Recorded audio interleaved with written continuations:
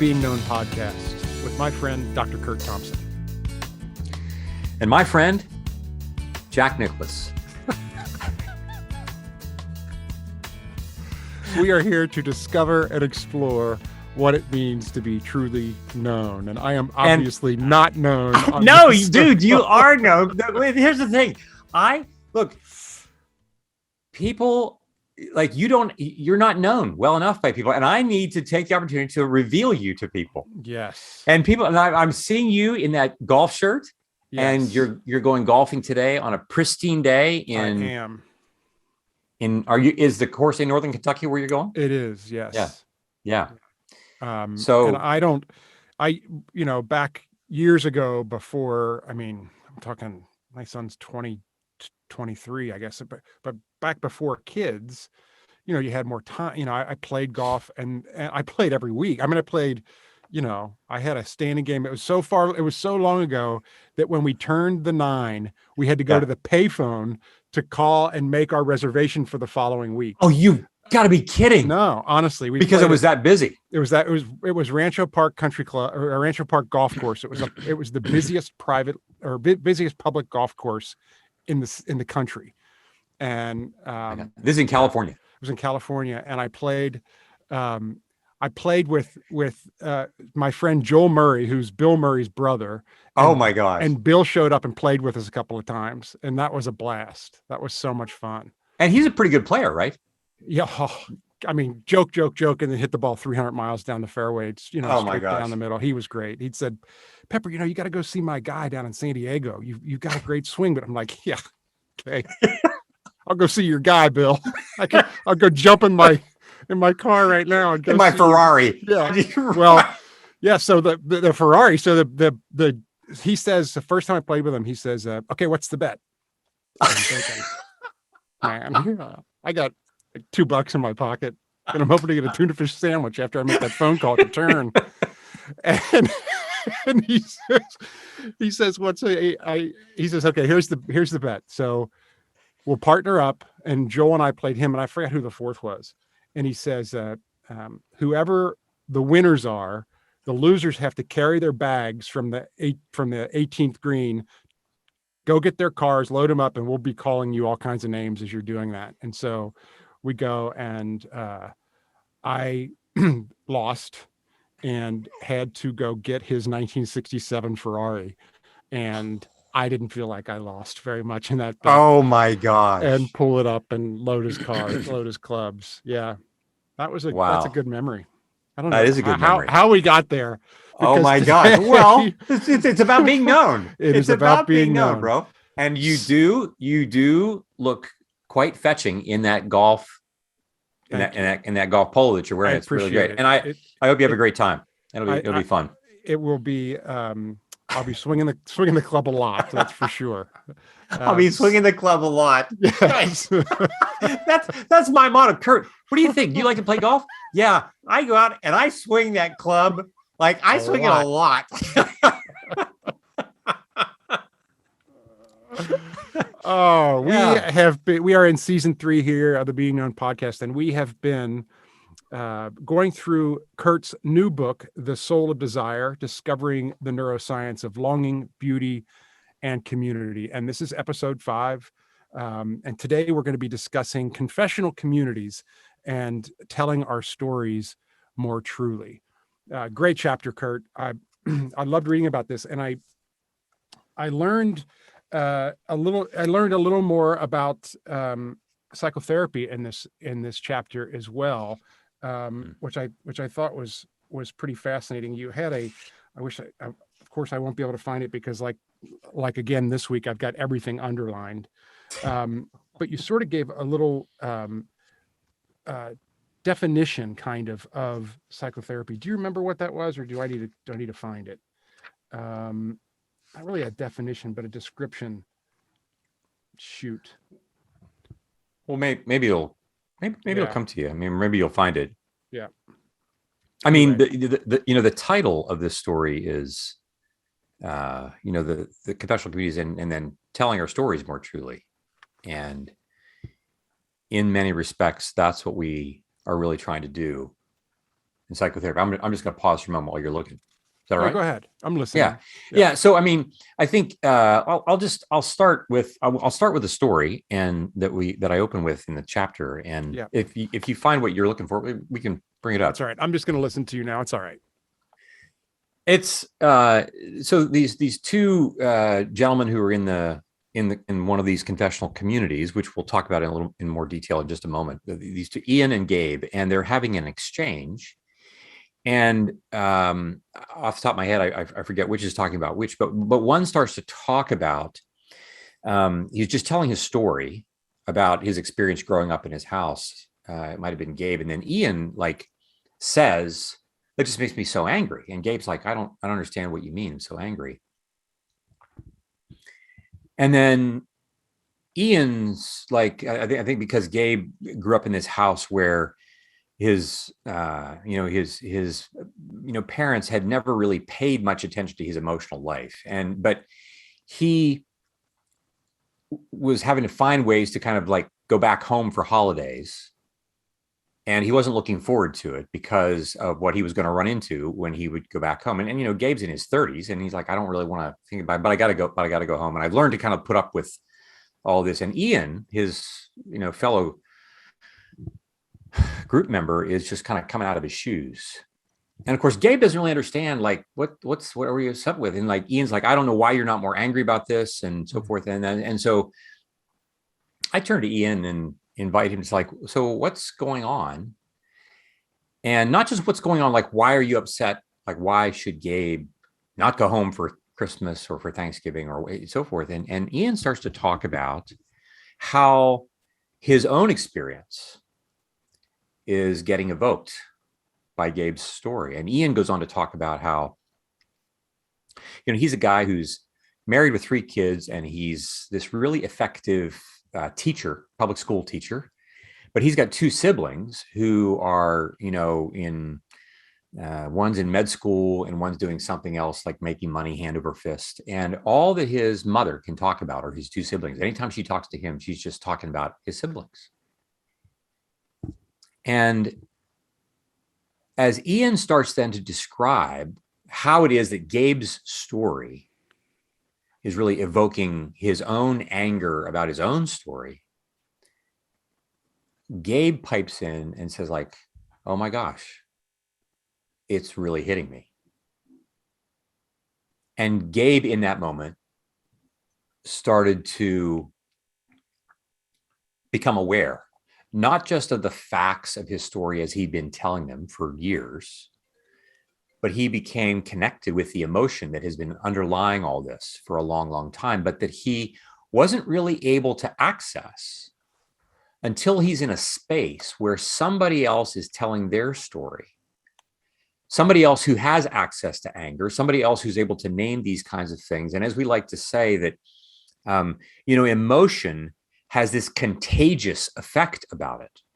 Whether we're joy, I mean, like, you're watching something on television or a movie that's really funny, or you go to a stand-up show, and like, it's the contagion of the audience, right? It's not just the comedian himself. Right. And the same thing is true for our grief. And the same thing is true for our shame. I mean, emotion is contagious. We've talked about this in previous episodes about emotion and its status. And so what we come to discover is that if psychotherapy is really an attempt for us to tell our stories more truly, and by truly, I don't just mean, oh, now I'm finally going to tell the truth as opposed to all the falsehoods, but what I'm really talking about, I'm going to tell it more robustly. I'm going to tell it in all of its fullness. Well, and as a psychotherapist, as the patient tells their story as they know it to be true, you're able to help them see the things that lie underneath that, might be more than just the facts. Right. And so, as therapists, we ask a lot of questions. Well, what were you feeling? Or tell me more about that. There's a whole range of ways in which we are helping people to slow down their pace and be more observant about the different features of their experience. And, you know, when God says in Isaiah, right out of the chute, right, come, let us reason together. And we hear that reasoning. And when we modernists, we read that and we read that as like, well, let's come and rationally, you know, peel the onion back or take a look at this. And so God can explain his position and, you know, demonstrate to us why what I think isn't true. And a much richer interpretation of that text is God saying, come and let us tell all of your story more truly. Let's tell the whole thing. I'm not trying to just prove to you why the way you're thinking is wrong. I actually want you to discover and to come to terms with how it is that you tell the story the way you do in the first place. And what are the parts of your story where you've experienced trauma and grief and shame that have been foisted upon you, but where also in your story have you experienced those things because of what you do to yourself? Right? So when the whole notion of healing trauma and working through our shame is as much about not just identifying and naming those experiences and micro moments or large macro moments where things have happened to us, but also naming ways in which I've collaborated with evil, ways in which I've made agreements with evil, ways in which I've made vows. I'll never trust another person again. Because what I'm really saying underneath is that not only are people not trustworthy, neither is God. Because I'm not able to tolerate it. And in so saying, I wound myself without even knowing that I'm doing this. And so we're all listening to this, we're recognizing that we may be aware of stories of our own lives in which we know things that have happened to us. And one of the more difficult things for us to come to terms with then is like, in what ways have I collaborated with that story? In the same way, for instance, that Gabe did. In his story, one of the ways that he collaborated with it was, anger is not safe, and so I can't tolerate it, so I'm never going to talk about it.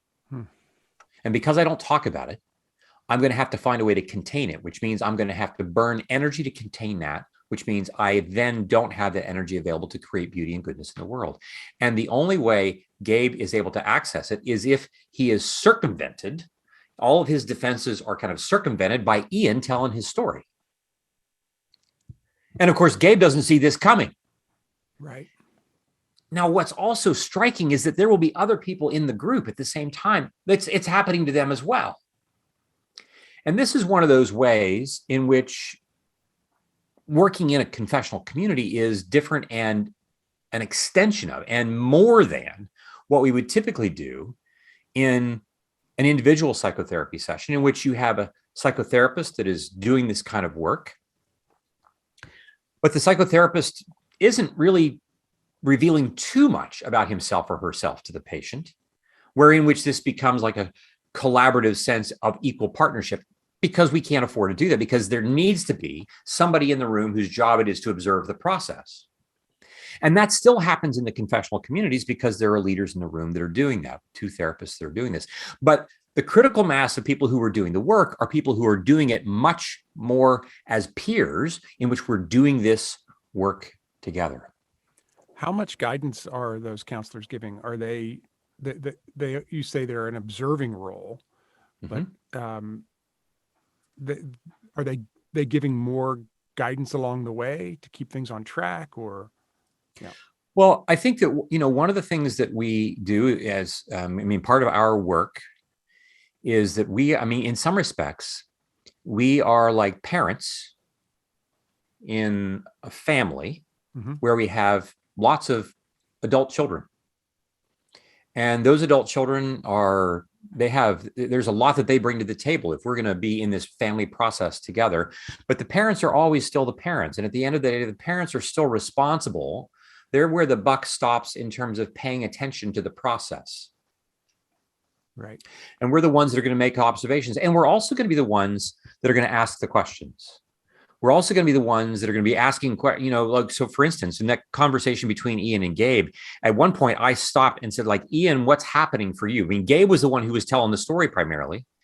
And I went off like, what's going on with you, Ian? Now, in most conversations, Ian would just say to Gabe, like, I don't like what you're doing. I wish you would do this. I wish you would do that. And the story is still only all about Gabe. And Gabe could just remain in his postured defense and say, like, no, I'm going to go home to, no, I've learned to deal with it. And that's where the story ends. But we come back and say, wait, Ian, help me like, what's happening with you? Like, you're coming out of your shoes over here. Right. About what appears to be Gabe's story. And as it turns out, it's not about Gabe's story. Gabe's story begins the process for Ian, and Ian then starts to talk about his story, which of course doubles back and outflanks Gabe in ways that Gabe doesn't see coming. Now, this gets us to, a couple of things about these confessional communities that I think that are important for us to know. One of those things is that a couple of reasons why we, this notion, if psychotherapy in general is an attempt on everybody's part to tell their story more truly, there are a couple of features that tend to happen in individual therapy that limit it. That doesn't make it wrong or bad, but it limits it, right? And so we like to say, and when I tell this to patients right out of the chute, right, the moment you start, you're going to try to outflank me. Yeah, I saw that. I love this part of the book because it's just I could see it happening. You can see it happening. Yeah, and like they're like, what do you mean? Like, I'm paying you. I'm like, why would I? I'm like, yeah, that's the question. Why would you do that? Because this is the thing, right? If you were completely okay with being healed, like, you wouldn't be in my office. But you're in my office because the healing of your trauma requires intimacy, because intimacy is where it happened. And even though it's the very thing that we long and hunger for more than anything, it's also the thing that terrifies us the most. And so at the very same time that you want to step toward me and I want to step toward you, and that you want to allow me to have more access to intimate parts of your story, there will be the part of you that is terrified. That's like, Curt's going to come and he's going to do to you the same thing everybody else did. Yeah. And so you're going to find ways to not tell me things. You're going to find ways to hedge your bets. And you're not even going to be aware that you're doing this. Right. This is not like, well, people walk in and they have an estimate of like, here are the things we will talk about and we won't talk about these things. No. Like, because we've been practicing for so long not talking about these things, we're just automatically really good at not talking about certain things. But my symptoms are such that now I can't keep living. So I got to go see the psychiatrist until the psychiatrist starts asking certain questions. And then we find that I start to outflank him. That's number one. But number two, the other thing that is true is that, as we said earlier, therapists can be revealing of their own story in certain ways, but typically not a lot. And so the patient doesn't really get the opportunity to recognize or to experience another really important element of healing that takes place. And that has to do with my capacity to give generously out of my vulnerability and weakness to others. So when people then enter into a confessional community, it's like Ian and Gabe, like, it's just a lot harder to outflank 8 people than it is to outflank 1. And so you have other people's stories that are popping up and getting activated, and people are starting to like name things like, I don't like, why are you upset? Like, what's upsetting about what I said? Well, and this person who's across the room from you can now really represent somebody that sounds like, looks like my dad, my mom, my sister, my wife, my husband, my whoever this is that's really taking on. But the other really powerful element of this is that people have the opportunity to experience what it means to be an agent of healing in the lives of other people when they are revealing of their own vulnerable woundedness. And this is a really big deal, because this is what the church is supposed to be about. This is what it means for us to come and receive the word in text and in the Eucharist. And all around that, we have the opportunity to tell our stories more truly. This is what we're gathering to tell the story of the world the way the world really is. And if I were to tell that story fully, like, of course, my church service would last for 3 hours, because this week it's John and Mary Smith's turn to tell their story more truly in our worship service. And we're going to gather around and we're going to pray for them. Well, it's going to take 3 hours to get through this.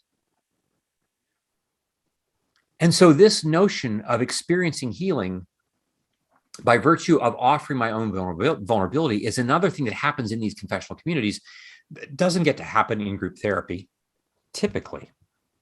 The other thing then that we would say, though, which is true in individual work, but especially in this group work, is that we are assuming the work of the Holy Spirit. We're assuming that. We name it on occasion, but we are assuming this.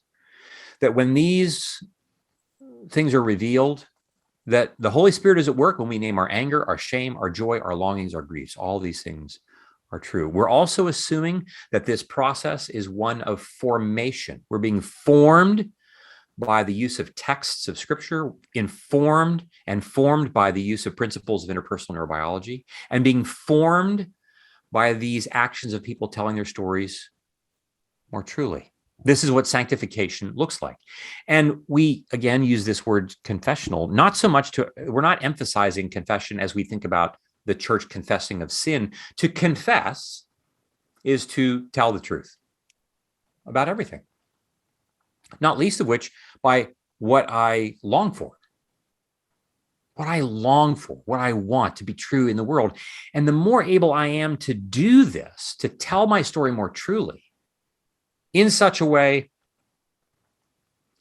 that I am now no longer alone with my shame is transformed, such that I no longer have to burn the energy that I've typically burned trying to cope with that, contain all that. And that energy is now available to me to co-labor with the other members of this confessional community and with God to create the next new artifact of beauty that God wants to create with me. These kinds of experiences, of course, it takes time for these kinds of things to develop. People talk about how they're coming into the group and, they've already figured out how they can say what they're supposed to say to a therapist. They've got one person figured out, but now I got like 7 people to figure out. And it's like I got to be an AWACS, right? Like I'm trying to like contain all these folks. I think it takes courage too. I really do. To walk into a room and be vulnerable like that. I think it takes a tremendous amount of courage. Well, dude, like I'm thinking, okay, you're an actor. Like it's not like you're walking onto a stage. It's not just a room of 8 people. Yeah, but I'm not bearing my own personal truth there. I'm bearing the truth of another character that I've put on. That's an entirely different thing. There's a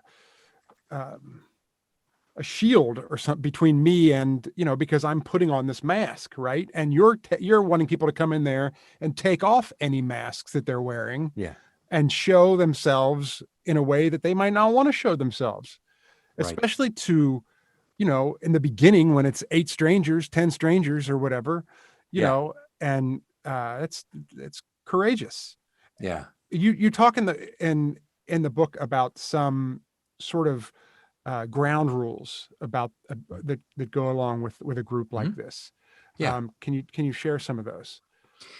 Yeah. So there are some things that we are explicit about when, people, well, one thing that we tell people is this, is, people, you talk about, you say, yeah, isn't this just like group therapy? Why do you call it confessional community? Isn't that like just a dress up term to like hoodwink people into coming in and like being on the Bob Newhart show? This is what we're trying to do for those of you who are old enough to remember that there was a guy named Bob Newhart and that he had a show back in the 70s and he was a psychologist and ran group therapy. Here's the thing. What happens in psychotherapy? Like we think, oh my gosh, like that's some weird thing that happened, where that's unusual or that's uncommon. Like there's like it's set apart, and then you get into a group. We're going to tell these stories, and here's the thing: this process of telling our story is something that we are doing all day, every day. Later on today, you're going to tell it on the golf course, and you're going to tell it in a particular way. And tonight, you'll tell it with your family. And we will tell it. We tell our story at work. We tell our story at church. We're in the business of doing this all the time. And whether we know it or not, this whole notion of like I'm looking for someone looking for me is in play all the time. The whole longing to be seen, soothed, safe, secure. It's in play all the time. My longing to create beauty with somebody else, even who's different from me. The joy of doing that in vulnerability. Like I want to do that, but I've had so much wounding. I've had enough, like I learned that like I'm not stupid and I don't want to live. It's really hard to imagine living in the world the way the world has actually been made. as God has actually made it.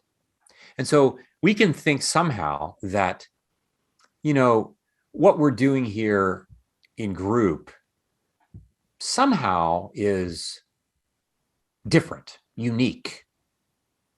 And as it turns out, it's just more an explicit way of living in the world the way we always are, except we're just going to tell the truth this time. And so there are many ways in which, we're going to do things that are no different than what we are assuming we want to be true in life in any interaction. When you have an interaction with your grocer. And so some of those rules that apply that are important would be the following. One is we start with confidentiality. We start with confidentiality. And of course, the base word, this word confidentiality, the word that it comes from is the word confidence. And, we think like, well, confidentiality means I'm just not going to tell anything. I'm not, what happens in the room stays in the room. And to a certain degree, that's a simple way of like, that's not untrue. That's a true way. But what are we really trying to do with this? What I'm really trying to do is I'm really trying to honor and guard the dignity of everybody's personhood and everybody's story. And I really want to honor that by making sure that what happens in this space is something that we together, collectively, in our vulnerability, in these moments, are going to continue to honor even when we're outside the room. This is the other thing, too, that we have to educate people. If you think they're like, oh, I'm going to group therapy for 90 minutes once a week, every week, as if that's the only place where it's happening. Oh, no. No, because you're going to leave, and after the first couple of times, you'll have said some things, and you're like, God, I wonder if George is going to go home and tell his wife what I just said. And it doesn't matter that George has said George isn't going to tell anybody, but I worry this because no, I have plenty of experiences in my life where my dignity has been betrayed by people who've said things that all the things, right?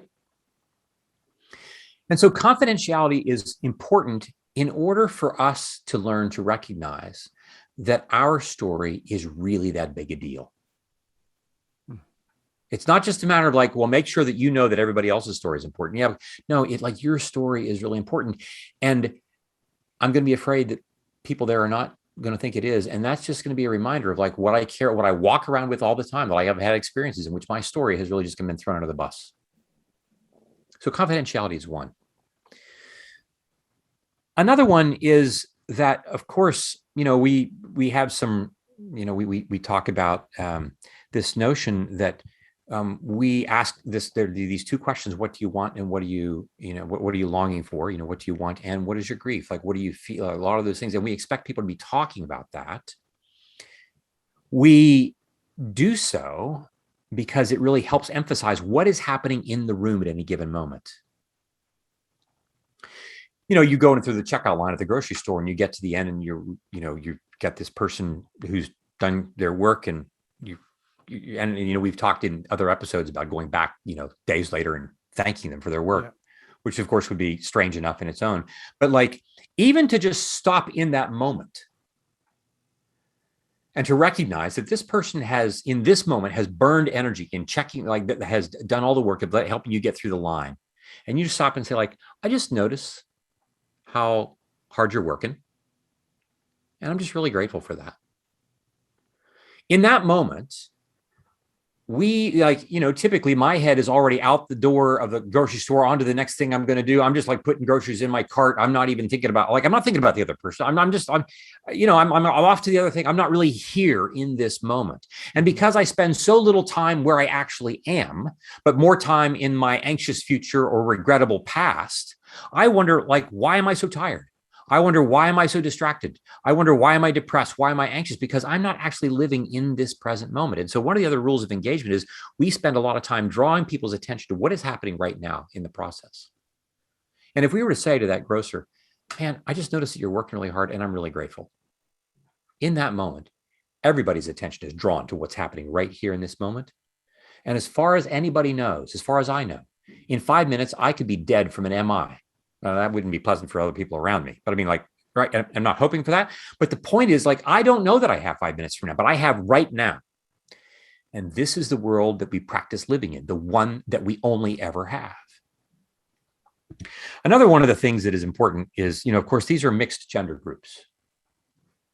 And, we've had plenty of experiences of people, and when they realize, oh yeah, there are gonna be men and women in the groups, it makes them nervous. Right. And as we tell people, look, anytime a male and a female are within like 6 yards of each other, sex is in play. It's in the room. And by that, I don't mean having sex is in play. I mean, like our culture, this is an aside. This is a total aside. You often will see when media is produced that is kind of pornographic in nature, there will be the disclaimer that says for mature audiences only, right? For mature audiences. Yeah, it used to say, anytime when I was a kid, that would say, the following program is rated PG. Parental guidance is suggested. And my mom would go, shh.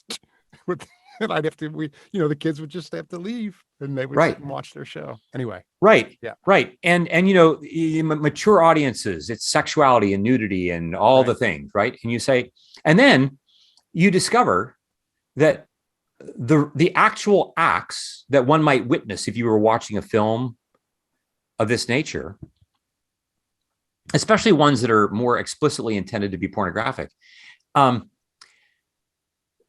the things to which it is those films are appealing are things that are really a lot more about what newborns and infants and toddlers are longing for.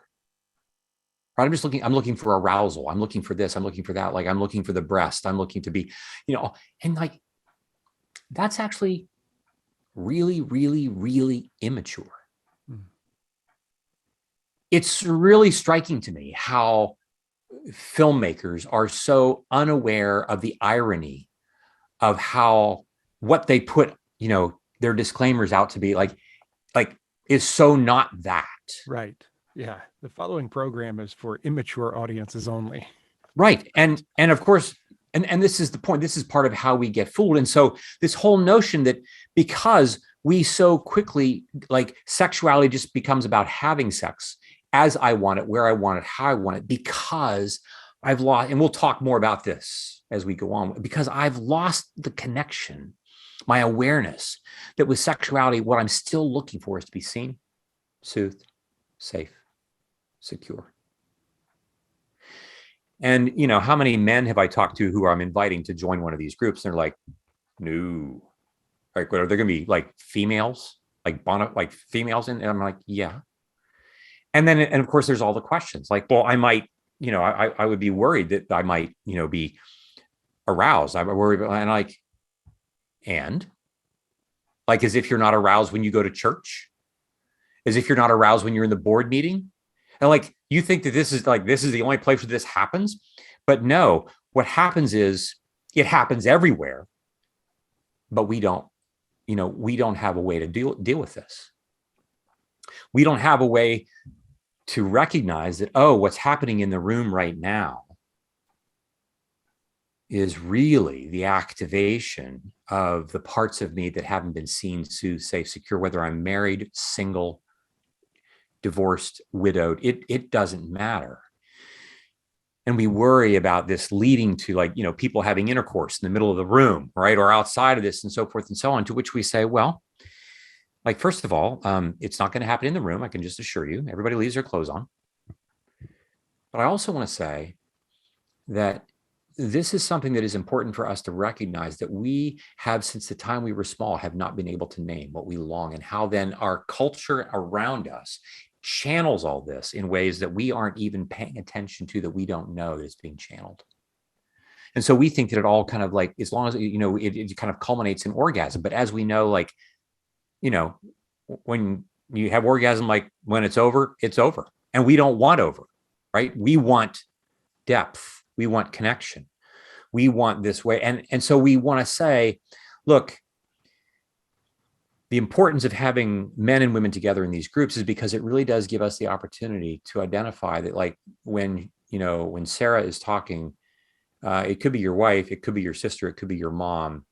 But if any one of those are talking, like, you got stuff that you got to deal with. And if it's really Sarah that's activating this, then you're going to have an opportunity to really do this well. And we found that, and we will come to this in other episodes when we talk about this more explicitly, that this whole notion of sexuality is important for us to address because so much of our vulnerability and our shame and our trauma is associated with our sexuality. And for us to avoid it means we avoid the very things that we need to be bringing into the light in order for us to tell our stories more truly.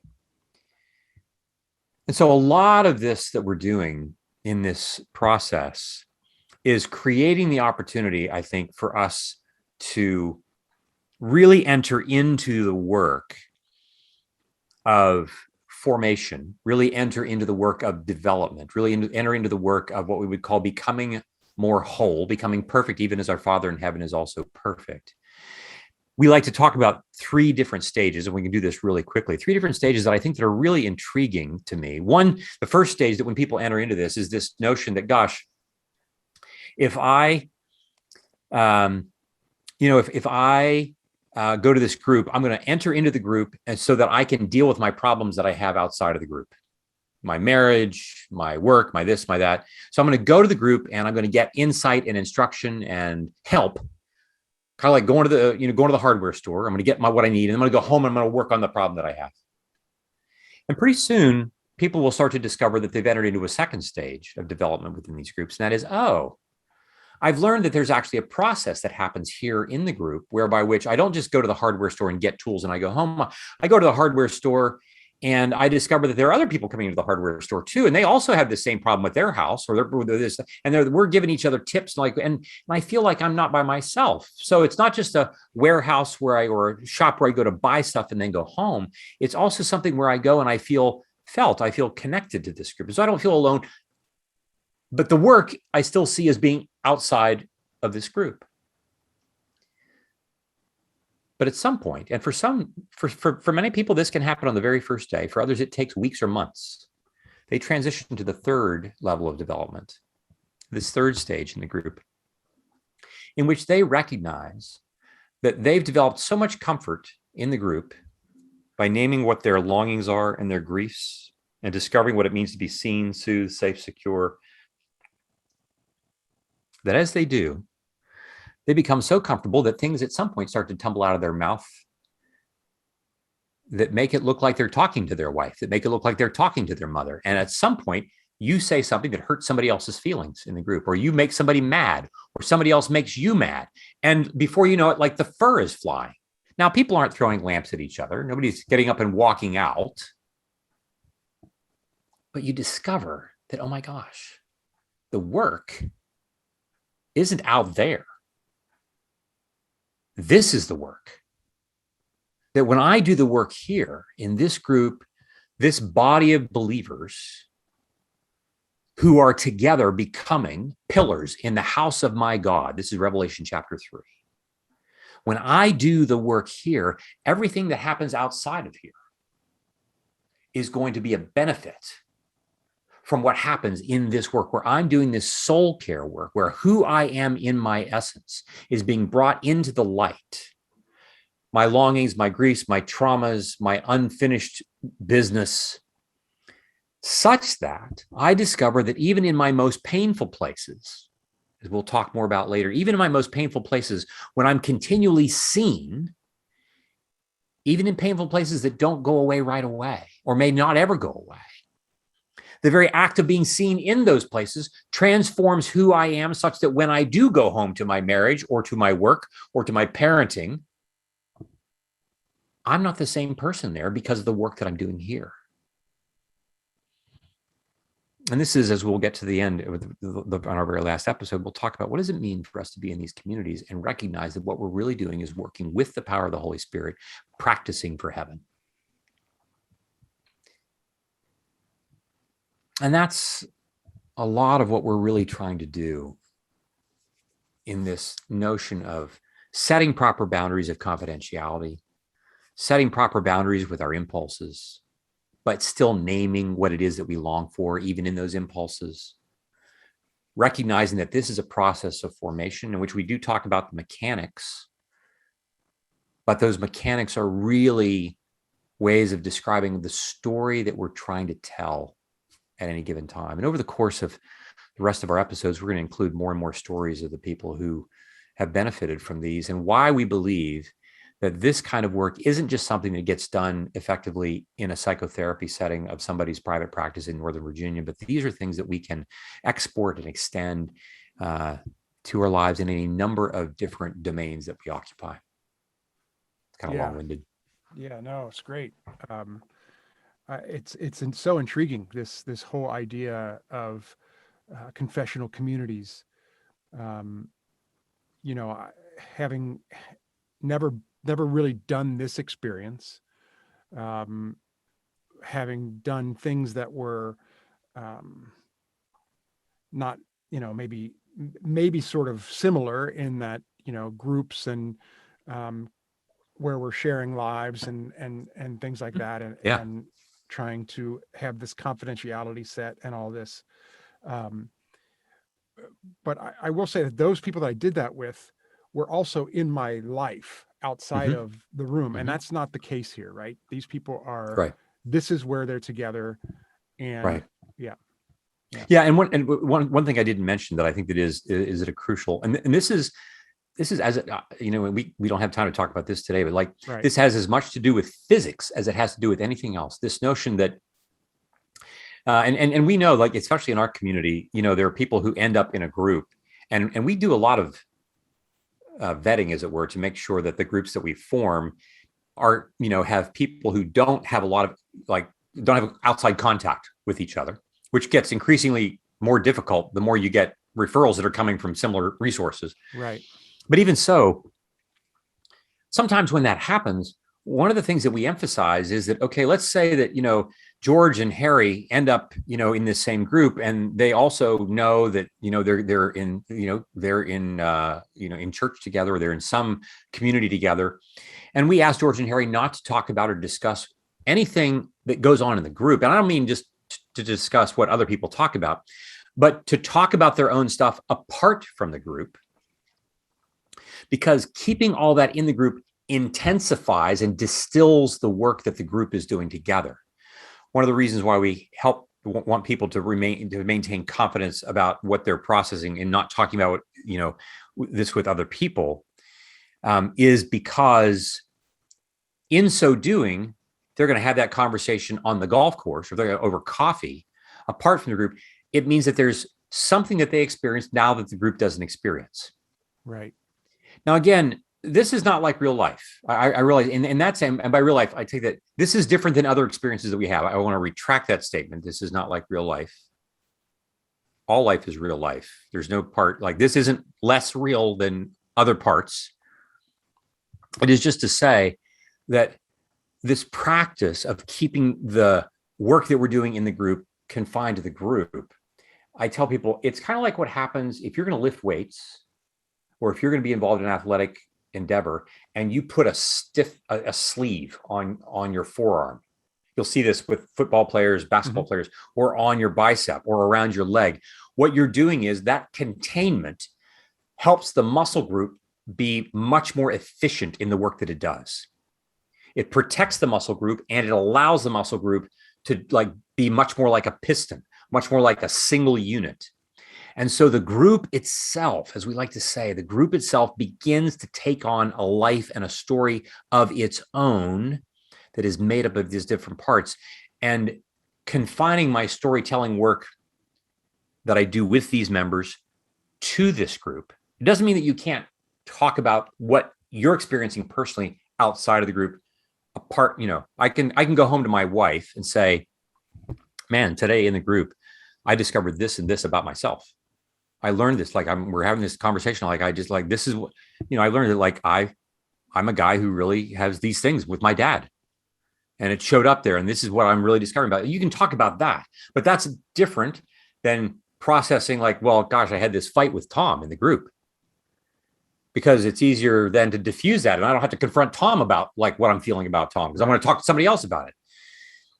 But again, it helps us tell our story more truly, so that when I do go home and I have the fight with my wife, I can actually have that conversation with her, because I've been practicing, what does it really mean for me to deal in the real world with real people in real time and space.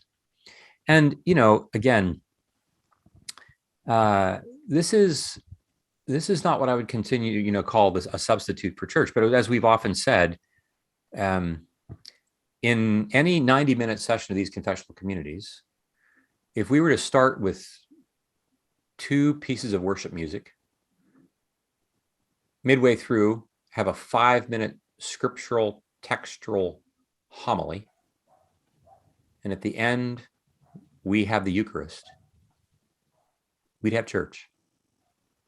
We would have the work of the Holy Spirit, who is bookending its presence in the worship of God, in the proclamation of the word, in the presence of the body and blood of Jesus, all with the assumption of the resurrection and the ascension and the Pentecostal coming of the Spirit, such that this becomes a body of formation, wherein which people leave this on a regular basis to go out and be outposts of beauty and goodness in the world, but never without all the hard work that is to be entailed, and recognizing that evil will always be the wolf at our door.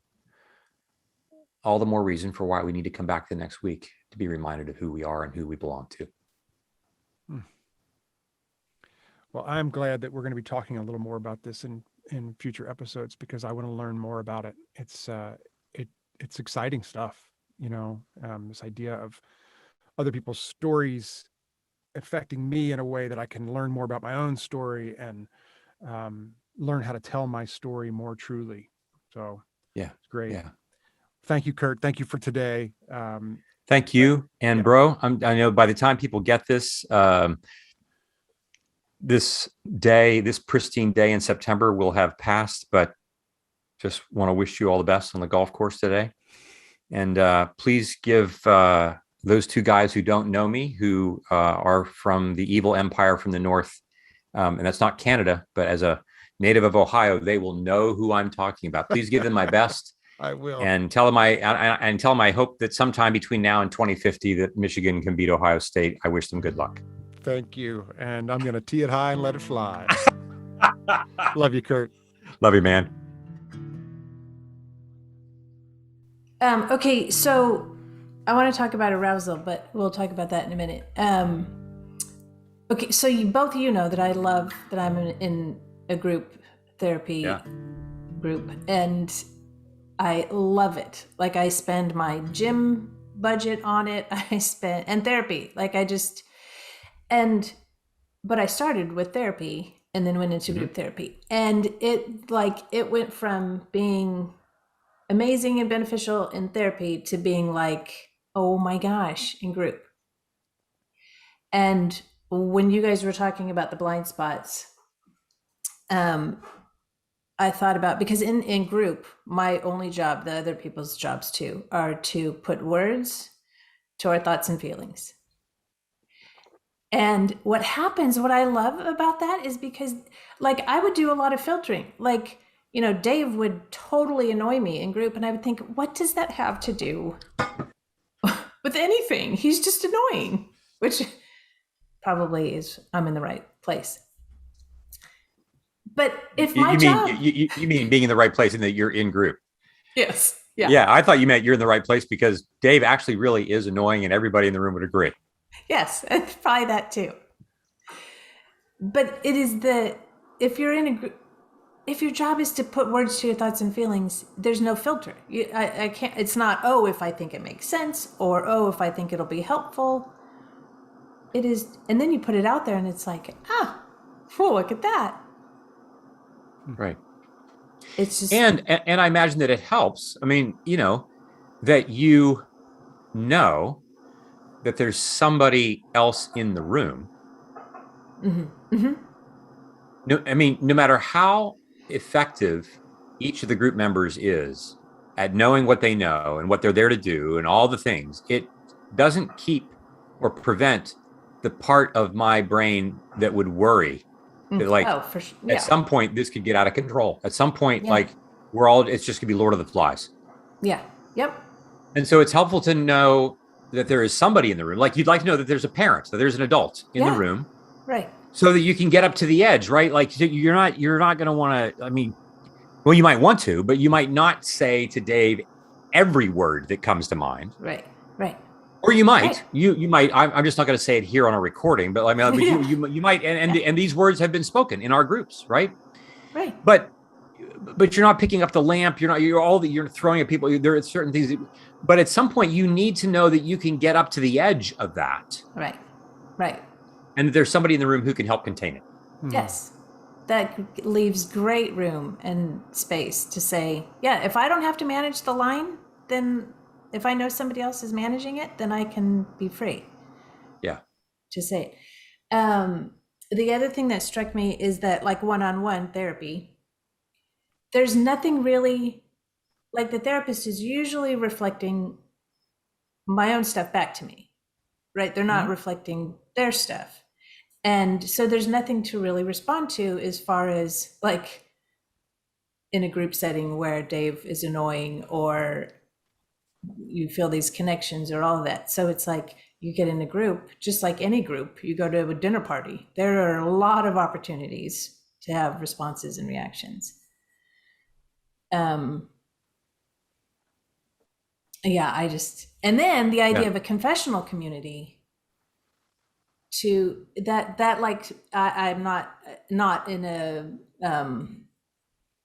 what's the word, like I'm not in a confessional community like a specific one, like a, I can't think of the word, but that the components of that would just supersize even the group therapy experience. Yeah. It's interesting to me, this you've created an atmosphere that I feel like makes it as possible as it can be to tell your story truly. Yeah. Because you have guides in the room, like you said, that are there to, you feel safe with, knowing that they're not going to let things get too far out of control. Yep. You have this confidentiality agreement amongst the group, and the element that they're not in your life. I've shared with you my experiences of being in Uber cars and sitting in the front seat with Uber drivers and evoking their stories, because they know they're never going to see me again. They tell me the most personal things that you can imagine. Right. But taking that idea and putting it in this group session where you're coming back and coming back and coming back, and you're gaining from everybody else in the room and all of their experience. It's really, and no small part is the Holy Spirit's there. And, you're all intentionally knowing that is, it's fascinating. Yeah. Yeah. I mean, I think that when we get to the last piece, when we talk about practicing for heaven, like there is this, another way of talking about this, I tell people, like, what we're trying to do here is to become professional human beings. We're trying to, like, there's nothing that we do, whether I'm mowing my grass or in visiting with my neighbor, or I'm at work, or whatever we're doing.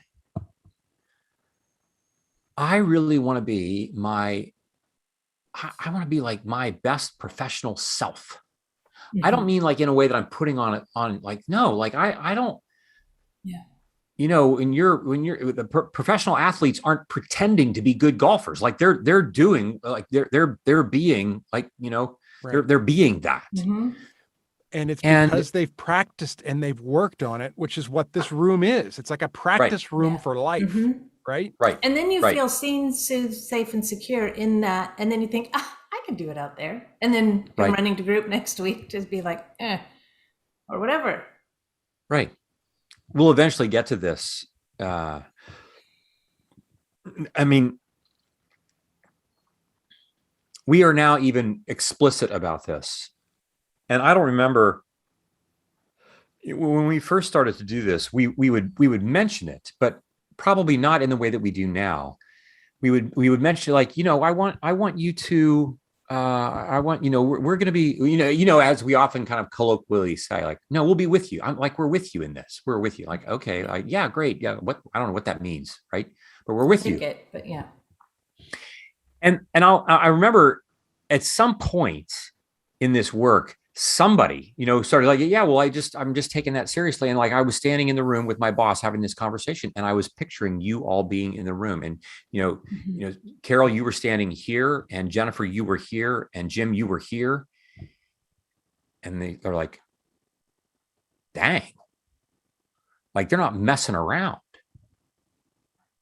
Yeah. And so we then now are just explicit about this. We want you to take us with you. And when and of course, when people are hearing this, maybe for the first time, they're like, oh yeah, okay. Yeah. And no, I want you to picture where we're going to be right now. I want you to close your eyes. Find yourself in the kitchen with your spouse, with your wife, with your husband. And I want you to decide where am I going to be? Where's Stephanie going to be? Where's she going to sit? Like, that whole practice thing, right? This notion that like, we're going to do this on purpose. And now we have people that will come back unsolicited and say like, I did this. And like, you were with me in the room. And we know that they're not talking about this just metaphorically. Mm-hmm. Mm-hmm. And, already this group that I was with a couple of weeks ago, like they're doing this. Like they're doing this in ways that they weren't doing this 3 weeks ago. Mm-hmm. And they're like taking each other with them into these hard places that they have to do hard things. Mm. And it's changing the game for them. Mm-hmm. Yeah. So so this, you're right. Like, it's like the practice room, Pepper, right? It's a practice room. That's what I mean when I say like, this is where we do the work. Mm-hmm. It's like, it's like, yeah, so Tom Brady and the Buccaneers, they go whatever 12-4, and then they win a Super Bowl. And like that's that's the work. And like, it's like 10% of the actual energy burned compared to all of training camp and all of the practices. Like, right. Games are like, they're just tip of the iceberg.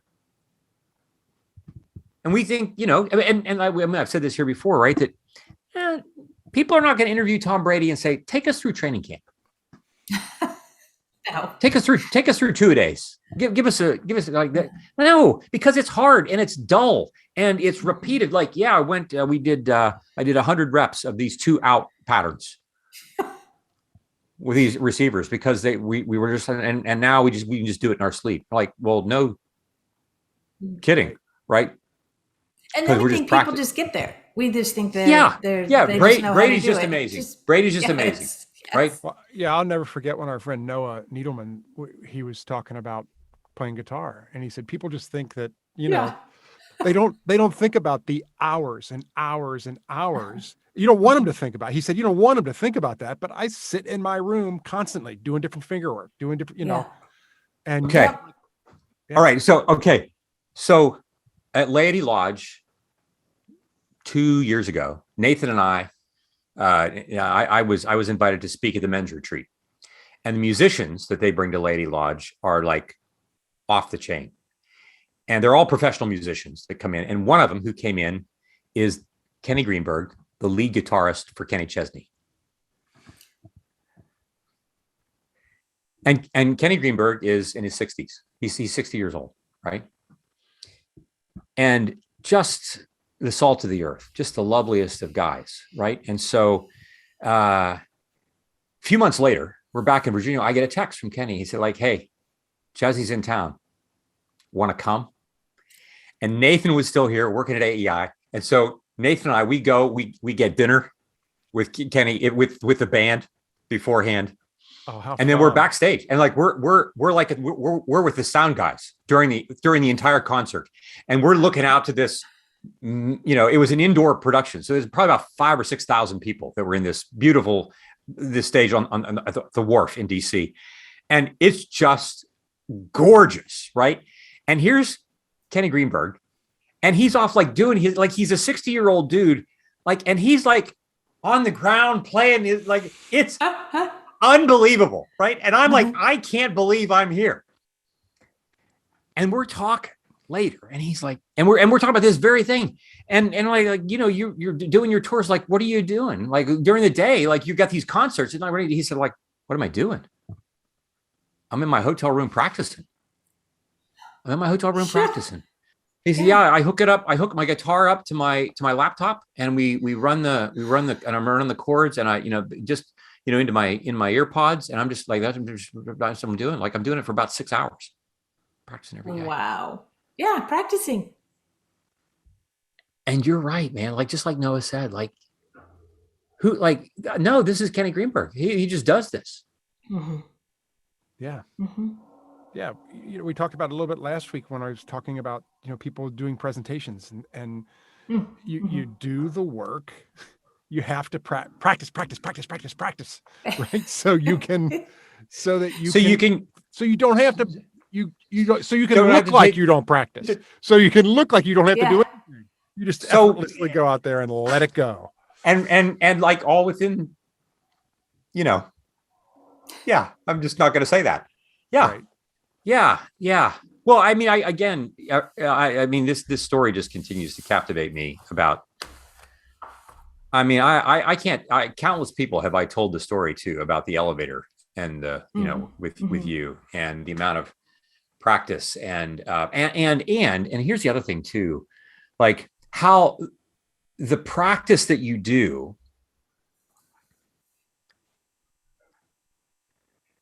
makes it so much effortlessly possible to do that kind of work normally, such that when there is a wrinkle in the matrix, when there's a broken play, why is it also that Brady looks like he takes a broken play and turns it into something beautiful? Right. Why is it that when somebody drops a line on stage, everybody is so attuned? Like they're not just like, I mean, I think you know what I'm talking about. Yeah. It's a real moment. That's exactly what I was thinking. It's a real moment, right? And the thing is, it is the practice that you're doing, becoming a professional human being. It's great. That means when the moment comes where things are off script, and my spouse or my child or my boss or my whoever my pastor like goes off script and like says something that hurts my feelings or whatever, and I'm not immediately like responding urgently, impulsively with all the things. No, because I'm actually taking care of those things. I'm working really hard on those things. Yeah.